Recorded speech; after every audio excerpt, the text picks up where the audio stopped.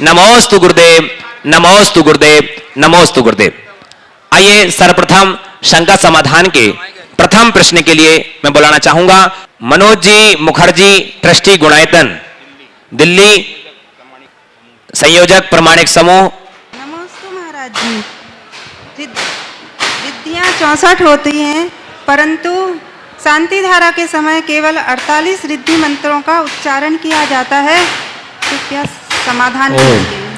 बात बिल्कुल सही है। 64 रिद्धियाँ हैं, पर मंत्र 48 ही क्यों? उसकी वजह है मूलतः 8 रिद्धियाँ हैं और उसमें चारण रिद्धि के 8 भेद बता देते हैं।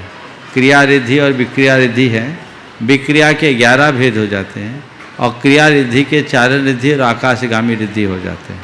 तो ये रिद्धियाँ बढ़ जाने से 16 बढ़ जाती हैं, इसलिए 64 हो जाते हैं उनके भेद प्रभेदों को मिलाने से। चलिए हाँ। श्री मूलचंद जी छावड़ा, मारोट, राजस्थान से। उसके बाद तैयार रहेंगे विदित अजय अर्चना, दिल्ली, गुणायतन, ट्रस्टी। नमस्ते महाराज साहब। हमारे व्यवहारिक जीवन में रोज़ ही हम देखते हैं बच्चों को लेके कि इसके नज़र लग गई, रोज़ नज़र लगती है, रोज़ नज़र से उतारनी पड़ती है। ये वास्तव में नज़र होती क्या है और नज़र लगती कैसे है और इसका परिहार क्या है? नज़र होती क्या है और नज़र लगती कैसे? आप मुझे देख रहे हैं ना, आपकी नज़र मुझ पर है, मेरी नज़र आप पर है। तो जब तक एक दूसरे की नज़र मिली रहे तब तक ठीक है, जब एक दूसरे पर नज़र गड़ जाती है तो नज़र लग जाती है।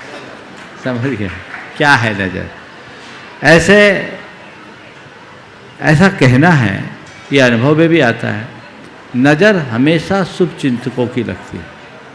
जब हमारी कोई शुभाशंसा होती है किसी के प्रति और हम अपनी ओर से सामने वाले की तरफ ज़्यादा एनर्जी छोड़ देते हैं और वो उसको पूरी तरह से सहन नहीं कर पाते, तो शरीर में कई तरह की विकृतियों के रिएक्शन में प्रकट होते हैं।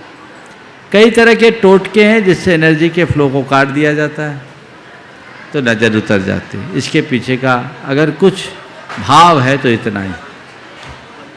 आइए विदित अजय अर्चना जैन, दिल्ली से, गुणायतन, ट्रस्टी।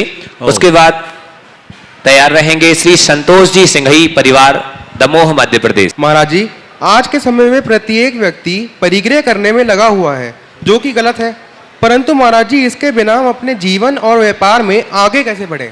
देखिए, परिग्रह करने में लगा है, उसके बिना जीवन और व्यापार में आगे नहीं बढ़े। तो देखो, बात केवल इतनी सी है कि अपरिग्रह रखने का मतलब क्या है, पहले इसे समझो। परिग्रह रहित होना, इसका तात्पर्य या तो अपरिग्रही साधु बन जाओ, और तुम गृहस्थ हो तो गृहस्थ में तुम्हें परिग्रह चाहिए, पर परिग्रह की प्रगाढ़ लालसा ना हो। धन का संग्रह करो पर उसको अपने ऊपर हावी मत होने दो। समझ गए? परिग्रह की यही सीमा। नमस्ते महाराज। हाँ जी हाँ, अगला तैयार रहें अगले प्रश्न के लिए। श्री स्वामिल, अभिषेक, संदीप, अनूप, आशीष, दमोह से ये सब परिवार हमारे बीच उपस्थित हैं। संतोष सिंघई जी का परिवार। नमोस्तु महाराज जी। महाराज जी, आज सुबह आपने प्रवचन में सम्यक दर्शन के बारे में बताया, तो सम्यक दर्शन के महाराज जी 8 अंग को आपने शरीर से जोड़ा, ये आज नई बात जानने मिली।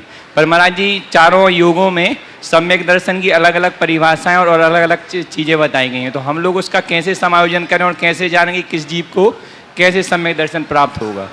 नमोस्तु। देखिए, चारों अनुयोगों में जो अलग अलग बातें बताई गई हैं वो अलग अलग दृष्टि से बताई गई है। बात तो एक ही है, सम्यक दर्शन हमारे भीतर की परिणति, समझ गया?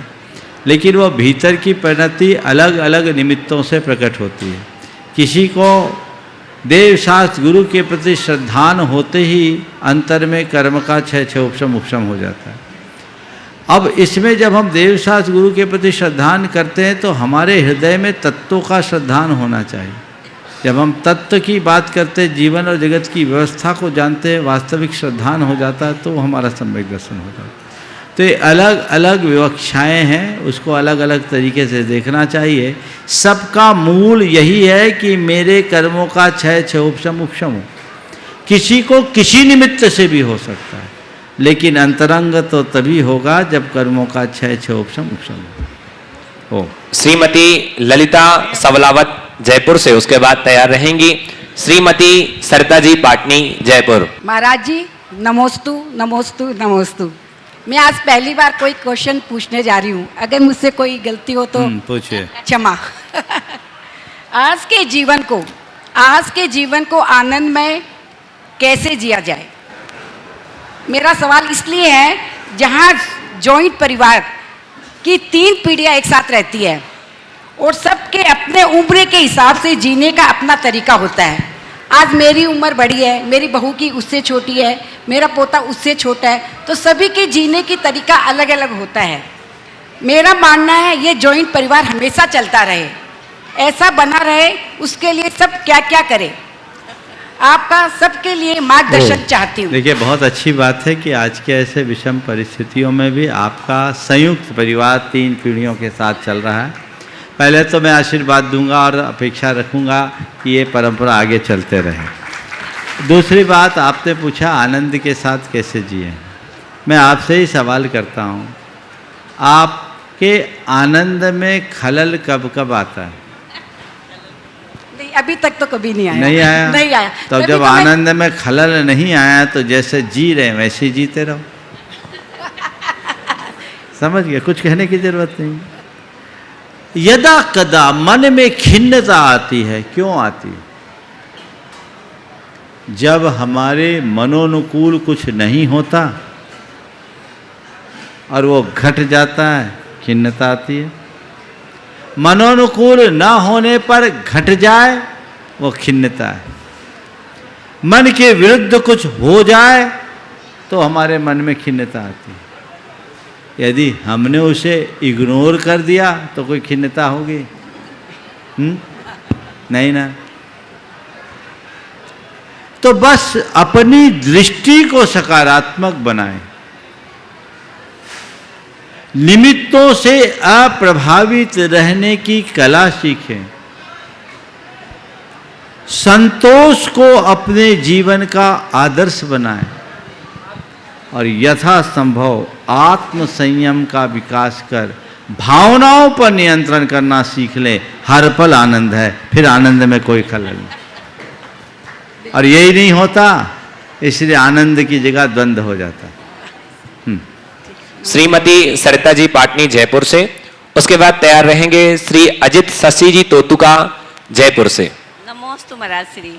मेरे मन में ये शंका हो रही है कि हेलो, मेरे मन में यह शंका है कि प्रतिकूल परिस्थितियों में हम राग देश कैसे मिटे, वह हम राग देश से कैसे बचे, वह समता भाव कैसे आए, क्योंकि कोई कहता है उसमें बुरा लग ही जाता है। तो वही बात। देखिए, लग जाता है ये हमारी कमजोरी है। हाँ, कमजोरी है। पर अगर हम जाग जाएं तो कोई कितना भी बोले बुरा नहीं लगे। 4 बातें आपको सूत्रों में कहूँगा। जब भी हमें लगे कि परिस्थितियाँ प्रतिकूल है, उसकी व्याख्या अनुकूल करना शुरू कर दो। प्रतिकूल की अनुकूल व्याख्या, उल्टे को सीधा देखना शुरू कर दो। देख सकते हैं, देखा जा सकता है। एक घटना बताता हूँ। एक जमाने में मध्य प्रदेश में रीवा शहर में कुछ लोग जैनियों का विरोध करते थे। ये घटना मुझे पंडित जगन्नाथ जी, मोहनलाल जी ने सुनाई थी। तो जैनियों की विमान यात्रा नहीं निकलने देते थे, रथ यात्रा नहीं निकलने। इलाके भर के लोगों ने तय किया कि इस बार की महावीर जयंती हम सब लोग रीवा में मनाएंगे। रीवा में जैन समाज की संख्या कम थी, लेकिन लोग प्रभावशाली थे। पूरे महाकौशल और विंध्य प्रदेश के लोगों ने तय किया कि हम लोग इस बार महावीर जयंती समारोह पूर्वक रीवा में मनाएंगे। राजा से आज्ञा ले ली। ये आज़ादी के पहले की बात है। रीवा महाराज ने आज्ञा दे दी। पर कतिपय विघ्न संतोषियों को या धर्म विद्वेषियों को ये बात नहीं जची और उन्होंने इसके विरोध में हड़ताल कर दी, मार्केट बंद। जैनियों का विमान कैसे लगेगा? सिद्धार्थ जी बैठे हैं, जगन मोहनलाल जी शास्त्री उस समय थे, और उन्होंने उनको ही पहला वक्तव्य देना था। जगन मोहन लाल जी को। उन्हीं ने मुझे सुनाया। बोले जब मैं खड़ा हुआ बोलने के लिए तो मुझे मेरे गुरु की बात याद आ गई कि जब परिस्थितियां प्रतिकूल हो तो उसकी व्याख्या अनुकूल कर लो। तो उन्होंने अपना वक्तव्य कुछ इस प्रकार से दिया कि आज बड़े हर्ष का विषय है कि पूरे विश्व में भगवान महावीर की जयंती मनाई जा रही, पर आज रीवा शहर में जैसी महावीर जयंती मनाई गई वैसी महावीर जयंती दुनिया में न तो आज तक कभी मनी है न मन सकेगी। यह ऐतिहासिक महावीर जयंती है, क्योंकि अभी तक जहां भी महावीर जयंती मनती है वहां केवल जैन ही अपना प्रतिष्ठान बंद करते हैं। आज महावीर जयंती के उत्सव पर रीवा के जन जन ने अपना प्रतिष्ठान बंद किया। यह सुना तो सबने बोला भैया हमारे मार्केट को बंद करने का, तो इन्होंने उल्टा अर्थ ले लिया, पूरा मार्केट खुल गया। तो एक सूत्र है, जो प्रतिकूल लगे उसमें भी अनुकूलता खोजो। आप पाओगे तो आपको लगेगा दुख में भी सुख है,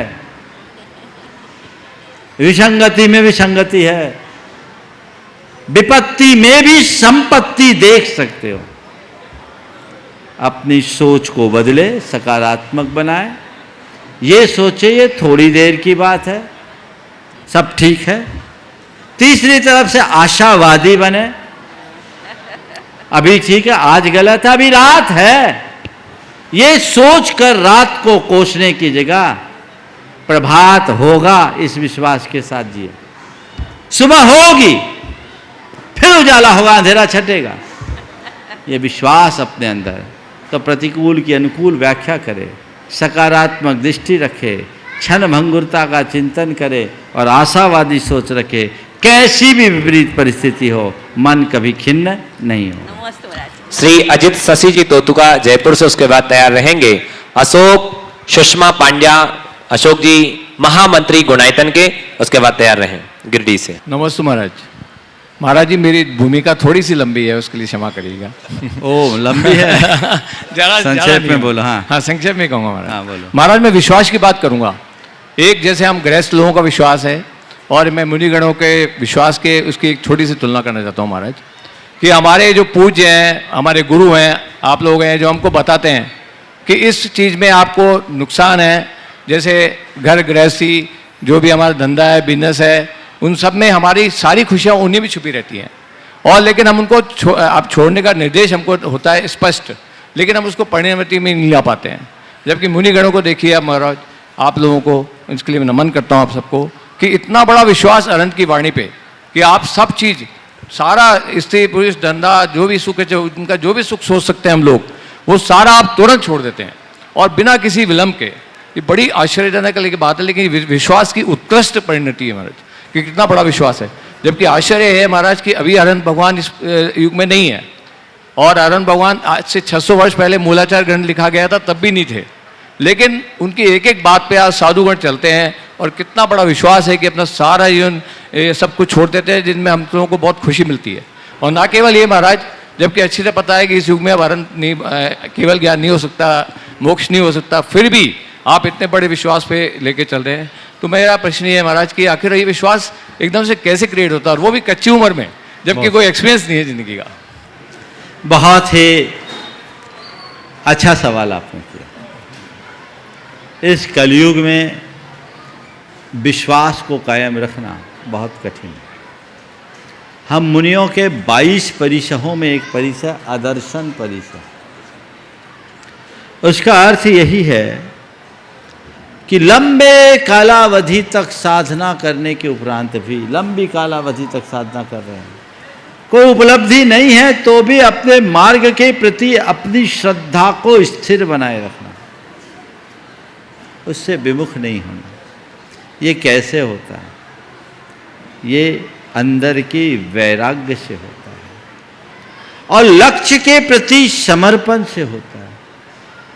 हमने अपना एक लक्ष्य सुनिश्चित कर लिया और हम उसी लक्ष्य की ओर अग्रसर हैं, सतत हमारा लक्ष्य हमारे सामने है और हमारे सामने रहने वाला लक्ष्य हमें हमेशा उस तरफ चलने के लिए उत्साहित करता है।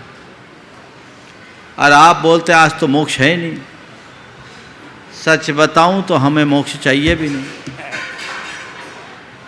हम आज मोक्ष के लिए मुनि बने ही नहीं हैं। महाराज क्या बोल रहे हैं? बिल्कुल सही बोल रहे हैं। हम मोक्ष की बात तो सोच ही नहीं, हमें मोक्ष चाहिए नहीं, हमें तो मोक्ष मार्ग चाहिए और हम मोक्ष मार्ग पर चल रहे हैं। हमें पता है कि यही मार्ग है, ये सीधे वहीं जाएगा, इसका अंत वहीं है, चाहे जिस गति से चलूं।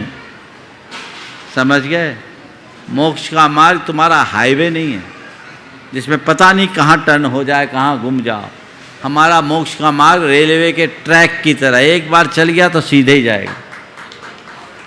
इस ट्रैक पर गाड़ी लगा भर दो, पहुंच जाओगे। हाँ, ये हो सकता है कि गाड़ी लेट हो जाए, तो लेट भले हो जाए, भटक नहीं सकती। तो हमें विश्वास है हमारी गाड़ी अपने गंतव्य तक पहुंच करके ही रुकेगी, बीच में रुकने वाली नहीं। अशोक कुमार श्रीमान अशोक सुषमा पांड्या गिरिडीह गुणायतन महामंत्री अपनी बात रखेंगे और उसके बाद तैयार रहेंगे सुनील जी पहाड़े, अशोक जी, संजय जी पहाड़े, समस्त पहाड़े परिवार और साथ ही राजीव कासलीवाल और पवन ठोलिया जी हैदराबाद से। नमोस्तु महाराज श्री। नमोस्तु महाराज श्री। मेरा प्रश्न है कि वे कौन सी ऐसी बातें हैं, विशेष बातें, जिससे कोई भी समाज को उच्चतम स्तर पर पहुंचाया जा सकता है या पहुंच जाता है, और उनके अभाव में ऐसा होना थोड़ा सा दिक्कत देता है। देखिए, बहुत अच्छा सवाल आपने किया है। ऐसी कौन सी बातें हैं जो पूरे समाज को उच्चतम स्तर तक ले जा सके?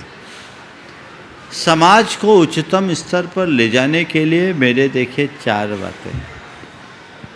पहला, परस्पर सहयोग। दूसरा, समादर। तीसरा, संरक्षण। और चौथा, संगठन। ये 4 बातें ऐसी हैं जो हर समाज को सशक्त बनाकर उच्च स्तर तक पहुंचा सकता है। हर समाज के व्यक्ति को चाहिए कि वो एक दूसरे के लिए सहयोग करे, उनका एक दूसरे के साथ सहयोग होना चाहिए, कोऑपरेशन होना चाहिए, एक दूसरे की रिस्पेक्ट होनी चाहिए, आदर होना चाहिए, चाहे बड़ा हो या छोटा। अगर समाज के हर घटक को ठीक उसकी योग्यता के अनुरूप आदर मिलता है तो समाज में कहीं कोई उपेक्षित नहीं होता और समाज कभी विघटित नहीं होता। और एक दूसरे को संरक्षण, समाज में सभी एक बराबर नहीं होते, और एक बराबर हो तो समाज भी अच्छी नहीं। आज हमारी 5 उंगलियां हाथ की, पांचों एक बराबर नहीं, अलग अलग है। और थोड़ी देर के लिए कल्पना करो, अगर हमारे हाथ के पंजे की 5 उंगलियां एक बराबर होती तो हमारे हाथ की शक्ल कैसी होती? ये 5 उंगलियां अगर एक बराबर हो जाए तो तुम्हारी हथेली हथेली की तरह दिखती कि ब्रश की तरह दिखती? तो हाथ का सौंदर्य इसी में है कि इसमें भिन्नता है, लेकिन सब एक दूसरे से जुड़े हुए हैं। तो बड़े छोटे सबका संरक्षण होना चाहिए और संगठन को प्रमुखता देकर चलनी चाहिए, समाज तभी आगे बढ़े। अशोक जी, इसके बाद हमारे बीच में अपनी बात रखने के लिए श्री अशोक जी पांड्या साहब महामंत्री गुणायतन के, वो अपनी बात रखेंगे। परम पूज्य दय मुनि श्री के चरणों में मेरी नमोस्तु नमोस्तु नमोस्तु। आज के शंका समाधान के सत्र में प्रत्यक्ष और परोक्ष रूप से जो भी इस कार्यक्रम का लाभ ले रहे हैं, उन सबों को पूरे गुणायतन परिवार की ओर से सादर जय जिनेंद्र। आज हमारे बीच में एक परिवार, अभी एक महिला ने एक प्रश्न पूछा था कि परिवार के अंदर पीढ़ियों को कैसे साथ रखा जाए, तो मैं उसी क्रम में एक परिवार का भी जिक्र करना चाहता हूं और उनका हार्दिक अभिनंदन भी गुणायतन पूरे परिवार की ओर से करना चाहता हूं। हमारे बीच में परम श्रद्धेय, जो हमारे बीच में नहीं रहे, परम श्रद्धेय स्वर्गीय श्री बाबूलाल जी पहाड़े का पूरा आज परिवार अपनी माता श्री को लेकर के हमारे बीच में आज उपस्थित है। ये भी एक उदाहरण है पूरे देश के लिए। ये पीढ़ियों, कम से कम मैं समझता हूँ 3 पीढ़ियों का परिवार एक साथ चल रहा है और गुरुदेव के परम भक्तों में से एक भक्त है। जब बाबूजी बाबूलाल जी साहब मौजूद थे तो वो भी इस गुनायतन की अगर नींव रखने के अंदर कोई अहम भूमिका अगर किसी ने निभाई तो मुझे आज ये कहते हुए परम गौरव होता है वो बाबूलाल जी साहब ने निभाई। उन्होंने ही प्रेरणा दी, वही गुरुदेव के चरणों में आए, पूरी चर्चा सुनी, पूरी परिकल्पना सुनी और उन्होंने इसको मूर्त रूप देने में अथक सहयोग दिया। अब मैं आपको मूल बिंदु पे आना चाहता हूं।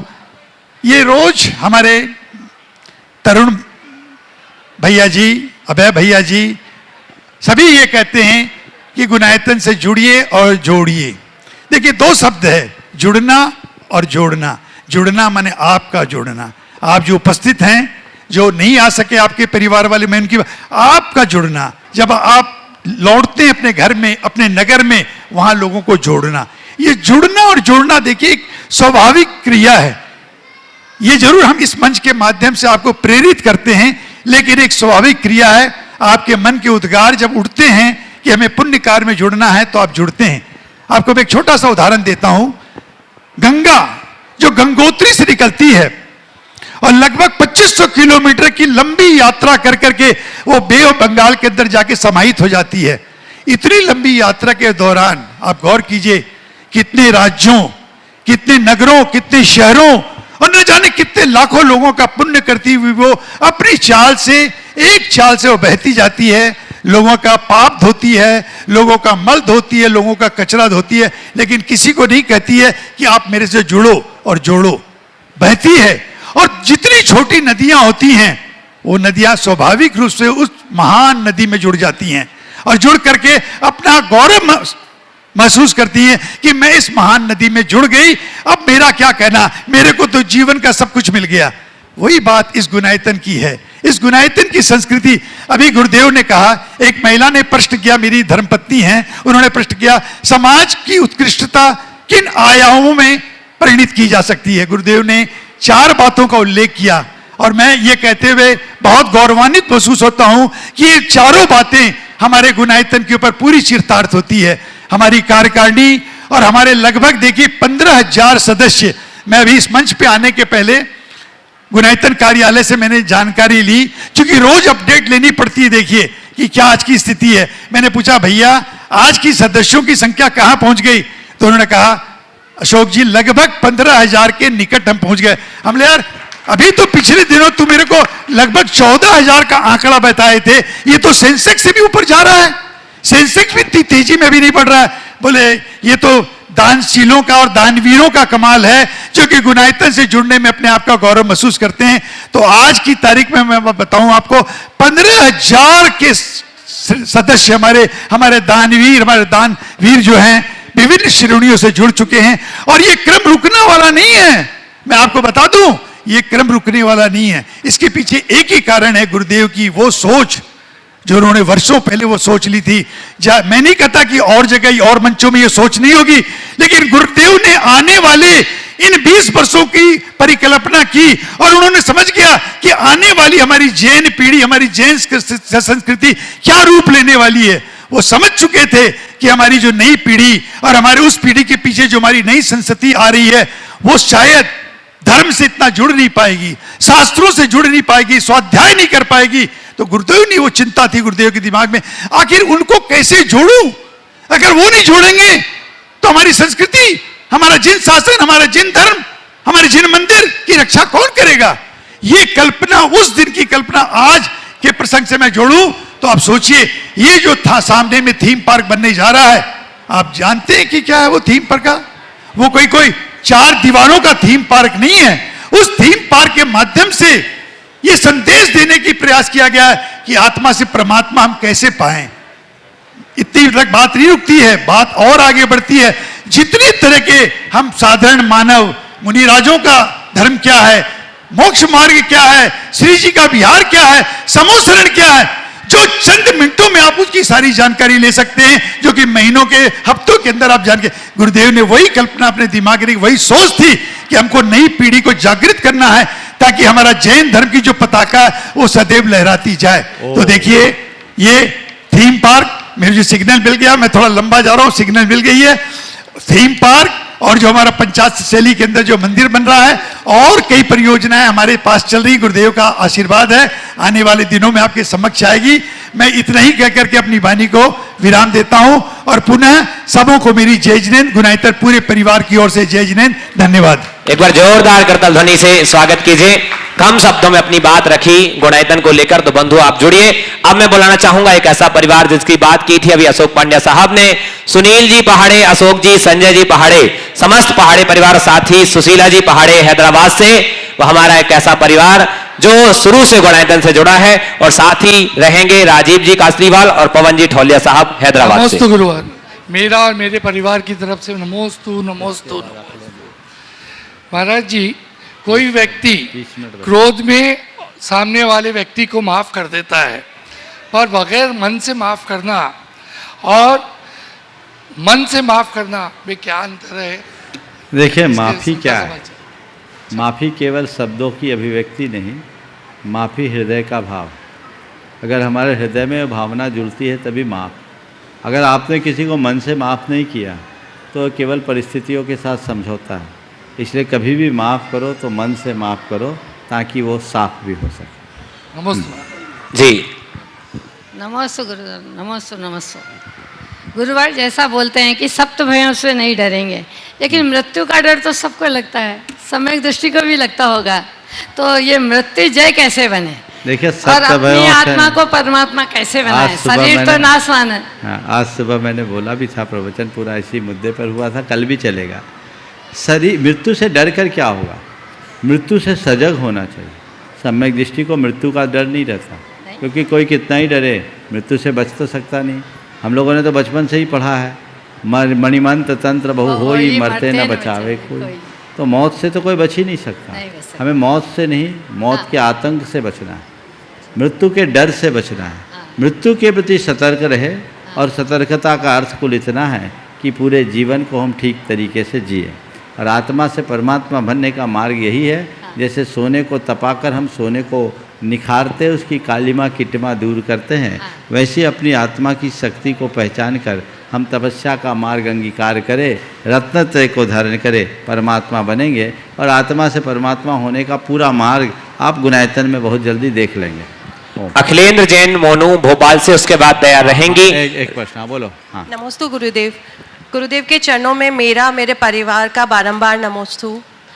गुरुदेव, मेरी एक शंका थी, जो हमारे जैन धर्मशाला या जैन मंदिर सब में जो टैप वाटर होता है, उसमें जो छानने का कपड़ा लगा हुआ रहता है, जो थैली लगी हुई रहती है, तो सब बोलते हैं छना हुआ पानी पीना। तो हम लोग छना हुआ पानी तो ले लेते हैं, लेकिन जो उसमें फिर जीव रह जाते हैं, और जो थैली सूखने के बाद उसमें जो जीव तो मर जाते हैं ना। देखिए, आपके आशय को समझ गया। मंदिरों में तो कई जगह वो थैली भी नहीं। यथार्थ देखा जाए तो जो ओवरहेड टैंक से पानी आता है उसको आप छान भी रहे हैं, तो छानने के पीछे का जो हमारा उद्देश्य है वो पूरा नहीं हो रहा। अब फिर छान रहे हैं तो छन्ना तो लगाना चाहिए, ताकि वो हमारे जैन होने का एक प्रमाण मिले। लेकिन इसका एक बहुत अच्छा सॉल्यूशन है, जो हमने कई बार मंचों से दिया भी है, आज पुनः दोहरा रहा हूँ। और ये कार्य सभी मंदिरों और सभी घरों में होना चाहिए। एक डॉक्टर SK जैन इंदौर में, उन्होंने एक डिवाइस बनाया। वो डिवाइस ऐसा कि आप उस डिवाइस को अपने ओवरहेड टैंक में लगा दीजिए, अब वो पानी में ही डूबा रहेगा और आपके यहाँ पानी छन कर आएगा। तो उसमें रहने वाले जो कीड़े हैं त्रसजीव, वो वहीं रह जाएंगे, और आपके पानी में, आपके पास जो पानी आएगा एकदम साफ स्वच्छ पानी आएगा। अभी आप लोग जो आपकी सर्विस लेन होती है उसमें पानी आता है और सीधे गीजर में जाता है, आप उससे स्नान करते हैं, मंदिरों में भी स्नान करते हैं, कीड़ों की उबाल से स्नान करके भगवान का अभिषेक करते हैं। उस डिवाइस को लगा दे, प्रमाणिक ऐप में शायद उसकी जानकारी भी उपलब्ध है ना, है, और उसको मंगा करके लोगों को लगाना चाहिए। बड़ा हैंडी है, आप कहीं भी लगा सकते हैं, ओवरहेड टैंक में भी लगा सकते हैं, अपने नल में भी लगा सकते हैं, गीजर में भी लगा सकते हैं, और अपने हाथों से उसे बदल भी सकते हैं। यही इसका सबसे अच्छा उपाय है। अखिलेंद्र जैन मोनू भोपाल, उसके बाद तैयार रहेंगी प्रदीप अंजना जी धुलियान से, गुणायतन ट्रस्टी। महाराज जी नमोस्तु नमोस्तु नमोस्तु। महाराज जी, मैं अपने जीवन पर कुछ बात करना पूछना चाहता हूँ आपसे। संक्षेप में? हाँ। नहीं, संक्षेप में ये महाराज जी, जब से 14 में आपसे जुड़ा शंका तो सब खत्म हो गई। 14 में जब आपके चरणों में आया तो शंका तो जब ही सब समाप्त हो गई थी। मेरा सिर्फ क्वेश्चन ये है महाराज जी कि मेरा आपके प्रति जो लगाव है, मैं ऐसा लगता है कि जैसे आपने पूरी यात्रा की तो मैं भी 1500 किलोमीटर सिर्फ आपके दर्शन करने के लिए 10 मिनट के लिए आता था। तो ऐसा क्यों होता था कि मैं आपके पास ज़्यादा देर नहीं रुकता था और 10 मिनट 15 मिनट से ज़्यादा आपसे कभी भाग जाता था? ऐसा क्यों हुआ महाराज? देखो, ये बड़ा विचित्र भक्त है। मैं जयपुर रहा है, भोपाल से बाय रोड जयपुर आए और दर्शन करें, कितनी भीड़ है, बस 10 मिनट मुलाकात हो गई, महाराज तृप्त हो गया, अब जा रहा। हम बोले आता काय को? बोले बस महाराज आपको आपके पास नहीं आता, महीना भर से लेट हो जाता, बेचैनी होता है। हाँ, और मैं आ जाता हूँ। अब पूछ रहे हो ऐसा क्यों होता है, तो मुझसे क्यों पूछते हो, अपने आप से पूछो। नहीं तो मैं महाराज जी, जो 10 मिनट में मेरा काम हो जाता, फिर 2 महीने बाद फिर मुझे याद आती थी ना, इसलिए मैं पूछ रहा हूँ। तो इसका मतलब ये है जी कि तुम्हारी बैटरी जल्दी चार्ज हो जाती जी, इसलिए 10 मिनट में तसल्ली हो जाती। जिनको 10 मिनट में तसल्ली नहीं होती, उनको बैटरी को चार्ज होने में थोड़ा वक्त लगता होगा। तो मतलब हाँ। जी, प्रदीप अंजना जी गंगवाल धुलियान से गुणायतन ट्रस्टी, उसके बाद तैयार रहेंगी पथरिया से राजुल चौधरी। नमस्तु गुरुदेव, नमस्तु गुरुदेव, नमस्तु गुरुदेव। महाश्री, मेरा मन में एक शंका है, जो मंदिर में जो मंदिर में जो वेदी रहती है, उसमें जो सिंहासन रहती है, उसमें मूर्ति एक से ज़्यादा, क्या ये गलत है ना सही है? ये बताओ, एक कुर्सी में कितने बैठते हैं? एक ही बैठते हैं। तो एक सिंहासन में कितने बैठने चाहिए? एक ही बैठने चाहिए। फिर ये सवाल पूछने का ही सवाल नहीं। सवाल मैंने हम लोग की मंदिर में ये अविवेक है, ये गलत सीधी जी। एक सिंहासन में एक, अलग अलग और ले आओ, सिंहासनों की कमी है क्या? जगह नहीं है। तो फिर ऐसे ही बिठा दो प्लेटफॉर्म में, बेंच में 4 बैठ सकते, कुर्सी में तो एक ही ठीक। राजुल चौधरी पथरिया, उसके बाद तैयार रहेंगी शैली जैन छपारा से। नमोस्तु महाराज जी, मेरे परिवार की ओर से और सभी जन की ओर से आपके लिए नमोस्तु। महाराज जी, मेरा प्रश्न है कि हमारी पथरिया बड़ा मंदिर महिला मंडल ने यहाँ के लिए जो राशि भेजी थी, तो यहाँ पे मैं उपस्थित थी, तो मुझे मेरा सम्मान हो गया, लेकिन मुझे नहीं लगता कि उस सम्मान पर मेरा अधिकार है। वो सम्मान प्रतीक मुझे किसको सौंपना चाहिए? या तो मंदिर में देना चाहिए या अध्यक्ष को, क्योंकि महिलाएं बहुत सारी हैं। और तो महाराज जी, ये प्रश्न सभी का नमोस्तु महाराज श्री, और इसका पहले समाधान। देखिए, बात अच्छी है, महिला संगठन ने, महिला मंडल ने ये भाव किया, अच्छा है। आप उनके प्रतिनिधि की हैसियत से सम्मान लिए हैं, यहाँ से जो मिला एक समारोह करना और सबको सौंप देना और कहना मैं चाहती हूँ कि प्रतिनिधि होने के नाते मेरा हुआ पर हम सबका हो, इसलिए सब प्रतिनिधि बन जाओ। नमोस्तु महाराज श्री, मेरा एक प्रश्न और बाकी। हाँ महाराज श्री, महाराज श्री, पथरिया में 7 महिला मंडल चल रहे हैं अलग अलग मंदिरों के, और सभी मंडलों को मिला के एक महिला परिषद बनाया गया है। तो जैसे हम पहले पुराने मंडल में थे, अब उसमें भी हैं सदस्य, नए में भी जुड़ गए हैं महाराज श्री। तो क्या एक से दूसरे में 2 में रहना उचित है कि? अब इस सवाल का उत्तर मैं क्या दूं? ये तो आप लोगों को अपनी उपयोगिता को देखकर करना। चलिए, मेरा समर्पण दोनों तरफ। शैली सची कल्पना शैलेन जैन छपारा से, उसके बाद तैयार रहेंगी माही जैन वैभव जैन जबलपुर मध्य प्रदेश। नमोस्तु गुरुदेव, छपारा जैन समाज की ओर से श्री चरणों में बारंबार नमोस्तु। गुरुदेव, जिनालय मंडल जी और बड़गाहन के समय रंगोली डालने का क्या महत्व है, और जो रंगोली डालता है उसे क्या पुण्य और लाभ मिलता है? नमोस्तु गुरुदेव। रंगोली क्या है? ये हमारे श्रद्धा भाव की अभिव्यक्ति है, समझ गए? ये तो आपको बताऊं, जब भगवान के समो शरण में इंद्राणी पहली बार जाती है, एक रहस्य की बात बता रहा हूं। जब भगवान का समो शरण होता है, इंद्र के साथ इंद्राणी जाती है, तो इंद्राणी समो शरण के श्री मंडप भूमि में रत्नों के चूर्ण से रंगोली बनाती है। तो ये श्रद्धा भक्ति है। किसी के स्वागत के लिए स्वागत द्वार लगाते हैं, बंधनवार लगाते हैं, तो हम मुनिराज को अपने घर ला रहे हैं, हम भगवान के मंदिर में जा रहे हैं। जब मन सजता है तो बाहर सब कुछ सजने लगता है। ये हृदय के भावों की अभिव्यक्ति। और इससे क्या पुण्य मिलता है गुरुदेव? पुण्य भक्ति का पुण्य है। नमोस्तु माही गुरुदेव, जैन, नमोस्तु। वैभव जैन, जबलपुर मध्य प्रदेश। उसके बाद तैयार रहेंगी श्रीमती लता जी छावड़ा, बहरमपुर। मेरा और मेरे परिवार की ओर से नमोस्तु नमोस्तु। महाराज जी, मेरा प्रश्न यह है कि सारे तीर्थंकरों का जन्म राजा महाराजाओं के महल में ही क्यों होता है और कहीं क्यों नहीं होता है? बहुत अच्छा सवाल।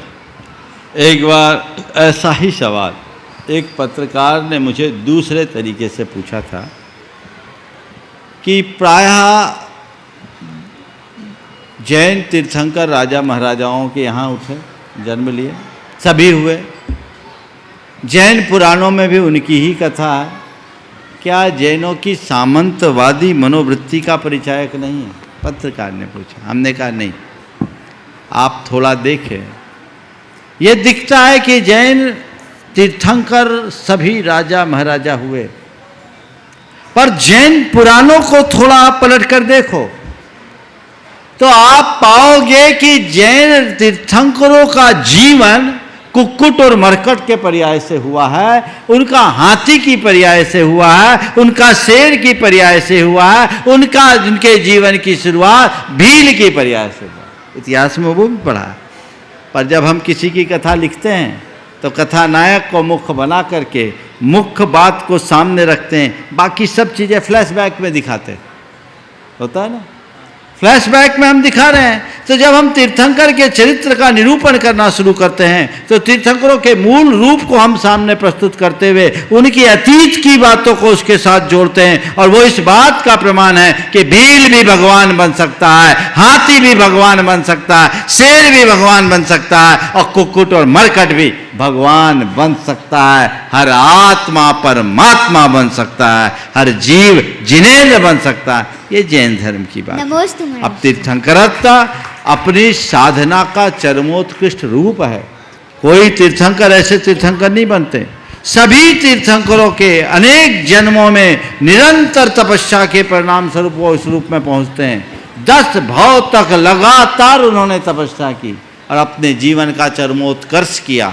तो गुणात्मक विकास तपस्या का फल है और ये गुणात्मक विकास कोई भी कर सकता है। साधारण प्राणी भी अपने जीवन का गुणात्मक विकास करके चरमोत्कर्ष कर सकता है। इसलिए ऐसा मत सोचना कि राजा महाराजा ही मोक्ष जा सकते हैं। जो आज सामान्य प्राणी हैं वो भी सब कुछ पाते हुए मोक्ष जा सकता है। श्रीमती लता जी छावड़ा, बरहमपुर से। उसके बाद तैयार रहेंगे श्रीमान सुजीत चौधरी, दरभंगा बिहार। नमोस्तु महाराज, नमोस्तु महाराज, नमोस्तु महाराज।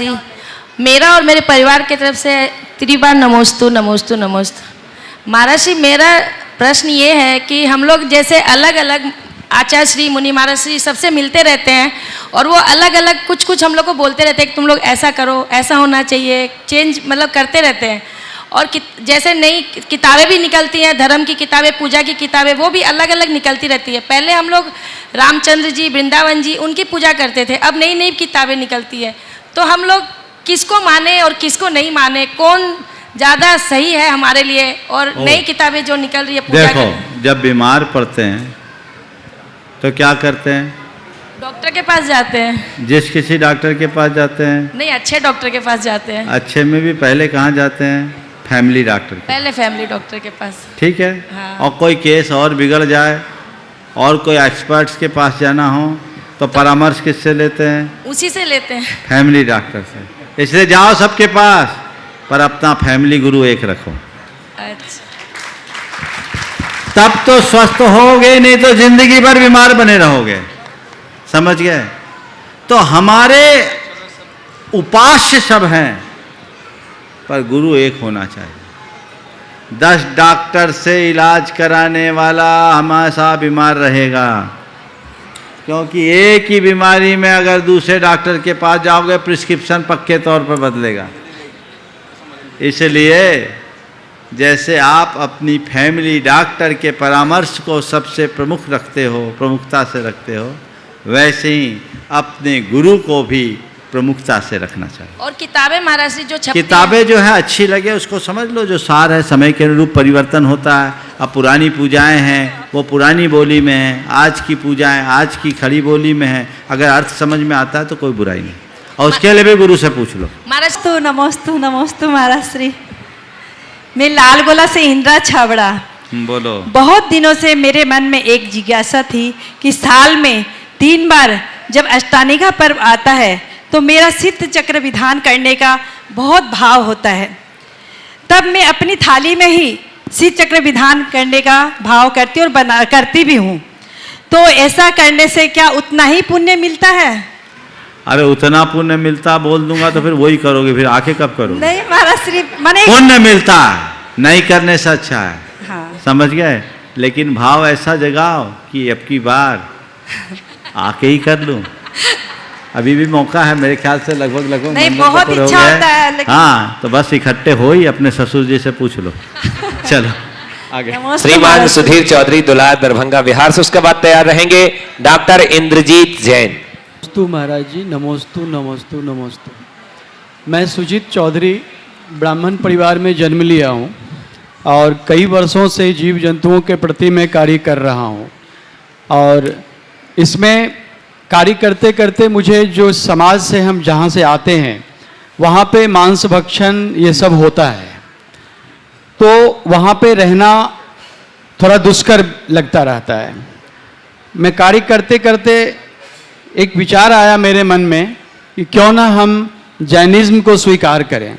और क्योंकि मैं तो उस रास्ते पर चल चुका हूँ और कार्य कर भी रहा हूँ, मैं बांग्लादेश बॉर्डर हो या छोटे छोटे जीव जंतु हों उस पर भी काम कर रहा हूँ।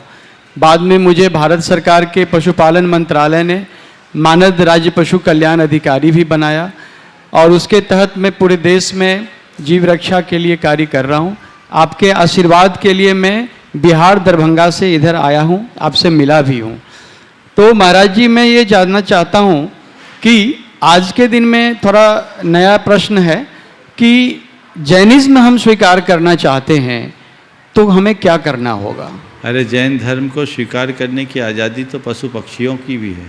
आप तो मनुष्य हो और ब्राह्मण हो, कहने की क्या बात। आप जैनिज्म को स्वीकार करना चाहते हो तो पहले जैनिज्म को समझो, उसकी पूरी विधि है, व्यवस्था है, उसके अनुरूप आप अपना जीवन जी सकते हो। हम जैन धर्म के मर्म को जानें और जैन धर्म के सिद्धांतों को अपना जीवन आदर्श बनाकर उसका अनुसरण करना शुरू कर दें। आप जैन हो गए। कोई ज़रूरी नहीं कि जब आपके साथ जैन शब्द लगे तभी आप जैन कहलाओगे। आप जिनके अनुयायी बन जाओगे उसी दिन जैन बन जाओगे। तो जिनके अनुयायी बनिए, जैन हो जाओगे, कोई बड़ी बात नहीं है। तो जैन धर्म के मूलभूत सिद्धांतों को समझिए और उसका अनुकरण करना शुरू कर दीजिए। ये बात की बातें हैं कि हमें समाज में क्या स्थान मिलता है नहीं मिलता, हमें समाज की बात नहीं देखनी, हमें धर्म की बात करनी है। जैनिज्म कोई सोसाइटी नहीं है, जैनिज्म हमारा धर्म है। हम उस धर्म को, धर्म स्वागत होता, अंतर्गत होता है, उसे हम अपना लें। और एक बात तय मानना, जिस दिन तुम्हारे आचरण और व्यवहार में जैनिज्म झलक जाएगा, पूरा जैन समाज तुम्हें सिर पर बिठा लेगा। वो अपने अंदर तो घटित करो, वो दिखना चाहिए, शब्दों में नहीं। जैन धर्म कभी धर्म परिवर्तन की बात को प्रमुखता नहीं देता, विश्वास भी नहीं करता। जैन धर्म केवल हृदय परिवर्तन पर विश्वास रखता है। हृदय परिवर्तित होना चाहिए। पहले समझो कि जैनिज्म है क्या और मैं उसके लायक हूँ कि नहीं। उसे गहराई से समझकर बोधपूर्वक यदि अपनाते हो तो वो तुम्हारे जीवन की दिशा और दशा को बदल देगी। फिर तुम जहाँ खड़े होगे पूरी समाज तुम्हारे साथ रहेगी। तो जैनिज्म को अपने अंदर से स्वीकारने की कोशिश करो। डॉक्टर इंद्रजीत जैन, उसके बाद तैयार रहेंगी आन्या सिंघई, प्रतिभा स्थली जबलपुर की छात्रा। नमोस्तु महाराज जी, नमोस्तु नमोस्तु महाराज जी। महाराज जी, आपके चरणों में त्रैवार नमोस्तु करते हुए मेरा प्रश्न है कि जीवन जीने की वो कला बताइए जिससे सामाजिक क्षेत्र में कार्य करते हुए आत्म कल्याण भी व्यक्ति कर सके। ऐसी कोई कला महाराज जी बताइए। जीवन जीने की वो कला बताइए कि सामाजिक क्षेत्र में कार्य करते हुए भी आत्म कल्याण कर सके। एक बहुत छोटा सा उदाहरण देता हूँ, खड़े हो जाओ। फूल को देखा है, फूल की तरह जियो, कांटों के मध्य रहते हुए भी खिले रहो। पहला सूत्र। जैसे फूल कांटों के मध्य रहता है फिर भी खिला रहता है, जीवन में चाहे जैसी चुनौतियां हों अपनी सहजता स्थिरता बनाए रखें। यदि ये बात हमारे जीवन में आ जाए तो हम बहुत अच्छे से जी सकते हैं। दूसरा, कमल की तरह जिए जो कीचड़ में उत्पन्न होने के बाद भी उससे अलिप्त रहता है। ये दोनों गुण हमारे जीवन में आ जाए तो हम सामाजिक कार्य करें, संसार में रहें तो भी उससे अलिप्त रह सकते हो। नमोस्तु। आन्या सिंघई प्रतिभा स्थली जबलपुर की छात्रा, उसके बाद तैयार रहेंगे डॉक्टर नीलम जैन सराफ ललितपुर। नमोस्तु महाराज जी। महाराज जी, जब रास्ते पर कंकड़ होते हैं तो हम अच्छा जूता पहनते हैं, लेकिन वही कंकड़ जब जूते के अंदर चले जाते हैं तो बहुत परेशान कर देते हैं। वैसे ही हम बाहर की परेशानियों से दूर हो सकते हैं, लेकिन हमारे अंदर की नकारात्मकता को कैसे दूर करें? बहुत अच्छा सवाल है। बाहर के कंकड़ को जूता पहन करके हम आराम से झेल लेते हैं, लेकिन जूते के भीतर के कंकड़ को झेल पाना बड़ा मुश्किल होता है। तो जूते के भीतर के कंकड़ मतलब ये समझना, बाहरी शत्रुओं से आंतरिक शत्रु ज़्यादा ताकतवर होते हैं। हमें आंतरिक शत्रुओं से हमेशा बचने का प्रयास करना चाहिए। बाहरी शत्रु हमें दिख जाते हैं, भीतर के शत्रु हमें दिखते नहीं, और बाहर के शत्रु हमें बाहर से दिख आते हैं, लेकिन भीतर के शत्रुओं को हम खुद पालते रहते हैं। जो हमसे पालित है, हमसे पोषित है, उसको जीतना बड़ा कठिन होता है। इसलिए हमें चाहिए कि हम जैसे बाहर के शत्रुओं के प्रति सजग रहते हैं, उससे कहीं ज़्यादा अपने अंदर के शत्रु के प्रति सजग रहें। अंदर के शत्रु के प्रति सजगता ही हमारे जीवन का पथ प्रशस्त कर सकेगी और हम अपने जीवन को अच्छा बना सकेंगे। इस प्रकार आज के इस सत्र को परम पूज्य गुरुदेव के चरणों में नमन अर्पित करते हुए यहीं पर विराम।